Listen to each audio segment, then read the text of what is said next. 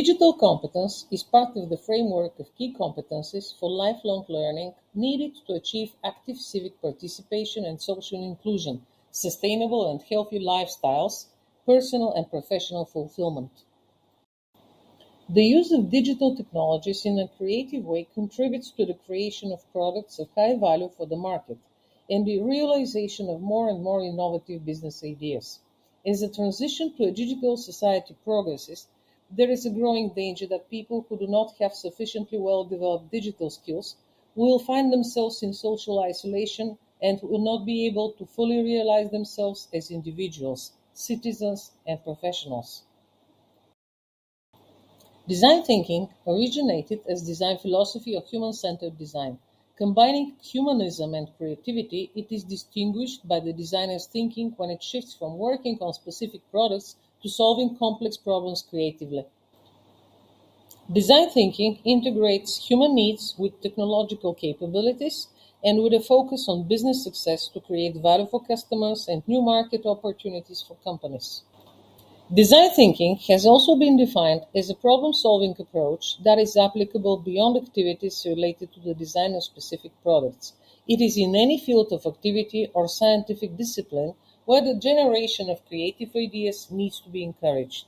It is defined as an innovative method that focuses generally on the aesthetics, functionality, and applicability of the products or services being created.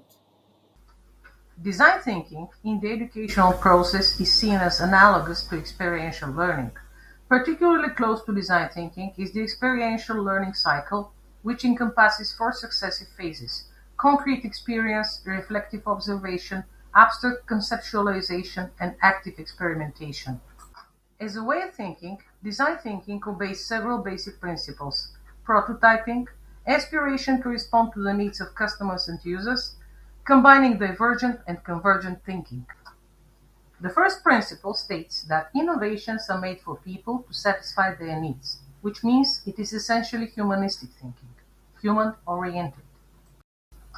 A second principle of design thinking is the combination of divergent and convergent thinking. The characteristics of design thinking help to distinguish it from other types of thinking and to understand its nature. Creative individuals are sensitive, impressionable, with an affinity for semitones and details. They have more information than they can use in their creativity. Another characteristic is curiosity, the search for new and original solutions, and the childlike ability to be puzzled by the unknown. Creative thinking is characterized by the flexibility that leads to overcoming old ways of thinking. Originality, meaning emergence of unusual associations or solutions to problems. Redefining, which means arrangement of knowledge in a new way and accordingly a new look at it. Development, understood as the creation of more complex objects. Tolerance of ambiguity, which allows the use of contradictory concepts for a certain period of time without looking for a way to reconcile them. This characteristic requires taking into account not only human needs, but also the interests of the environment, its protection through sustainable design, and this places important constraints on the design process. On the one hand, it helps the user of design thinking to imagine the point of view of each participant in the discussion, and based on this, to propose a common concept acceptable to others. On the other hand, it is also an ability to the representation of ideas. People who practice design thinking learn to control their mood swings, their highs and lows, to maintain an optimistic and proactive way of working in the interest of professionalism. Moreover, they learn to control their enthusiasm and use it in their work when it's necessary. The pursuit of adaptability reflects the focus of design thinking on meeting the current needs of users when creating new products and services. Adaptability requires tracking the evolution of consumer needs and finding flexible solutions in step with changing human preferences. In design thinking, multiple alternative solutions to a problem are sought, which requires the ability to work both with the big picture and with the details. Multiple benefits are sought from solving a particular problem. Design thinking is aimed at comprehensive, systematic solutions to problems. The problems themselves are also seen as systemic in nature. A systemic view of things requires holistic thinking, which is aimed at looking at problems comprehensively and finding comprehensive solutions. In design thinking, visual, mathematical, and verbal language are used as working tools. Verbal language is not only a means of communication but also a means of fostering creativity through explanations of insufficiently obvious connections between details and ideas. The complexity of the problems with which design thinking deals requires the inclusion of experts from different professional fields in multidisciplinary themes and the development of interpersonal skills. This characteristic involves searching for, researching, and organizing the information needed to solve complex systemic and conceptual problems. The process of design thinking begins with a vague idea for creating products or services and ends with a complete and detailed image of the innovation created. The design process is iterative and even chaotic. It is an inherent research process. There are different models of the design thinking process. The model of 5 successive stages is most often used. Empathy is conducted through observations, interviews, and surveys to gather detailed information about market conditions, technical capabilities, user expectations, and needs, including hidden customer needs. Defining is based on the collected information about the problem and the users. The goal to be achieved is defined. The purpose of this stage is to generate ideas through creative thinking techniques such as brainstorming. The stage ends with the selection of the idea on which to develop the prototype solution. This helps the team and the client to see the physical embodiment of the idea, to touch it, and to judge whether it should be further developed into a final product or reworked. It is possible to test several ideas through prototypes to establish the idea that works in practice. The purpose of this stage is to present the prototype to the initial user as a solution to their needs and to test it in the environment in which it will actually be used. Through testing, the team can identify the reasons why the prototype is not working.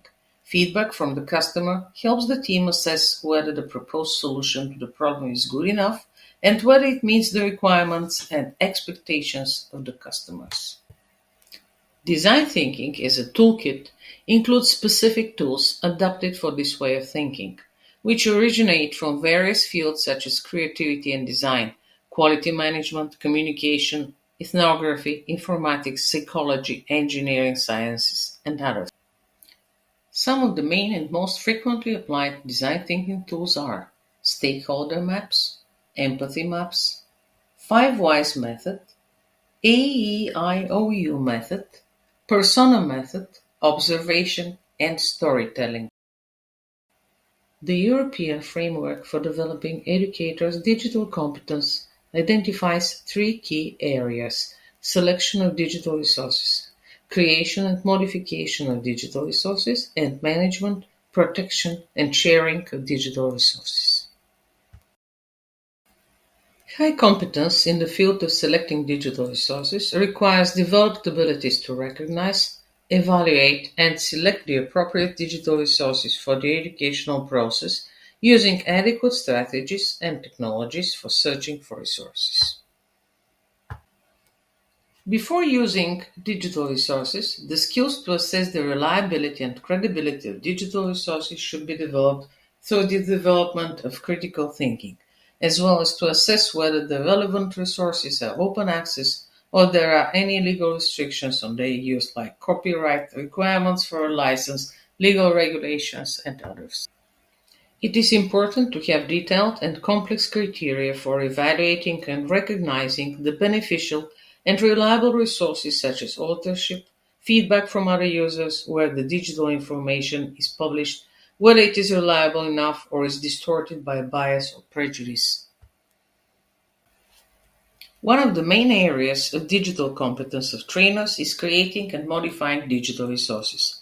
It covers knowledge, skills, and attitudes to create new or upgrade existing resources for the purposes of the process of education, taking into account the license regimes of the digital resources used. The creation of digital resources is aimed at the following activities and tools. First, creating visual content, which includes images, photos, diagrams, drawings, tables, infographics, videos, and products of computer design.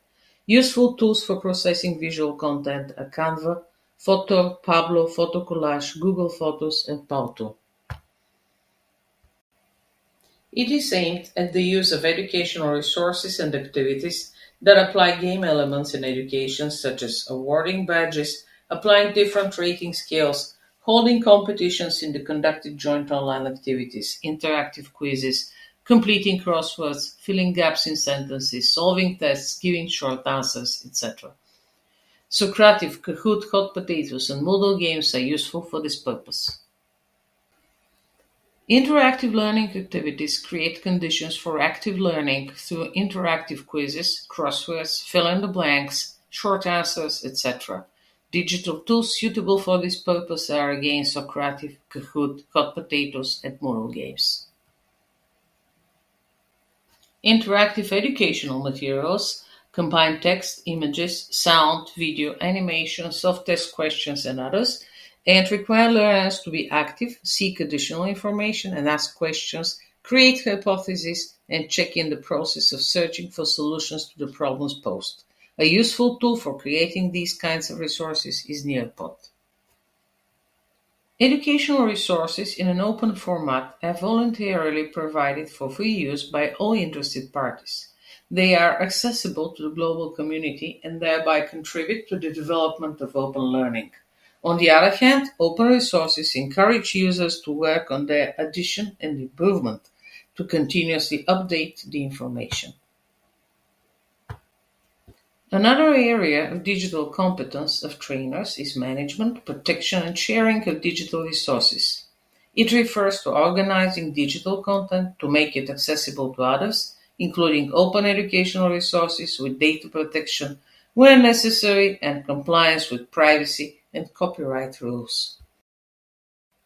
In the era of digital transformation, there is a growing need to develop digital skills to cope with the ever-increasing flow of information and resources in an electronic environment, as well as for optimal social inclusion. This is a way to more fully satisfy consumer needs, promote entrepreneurship and the development of economics, to achieve a healthy environment, and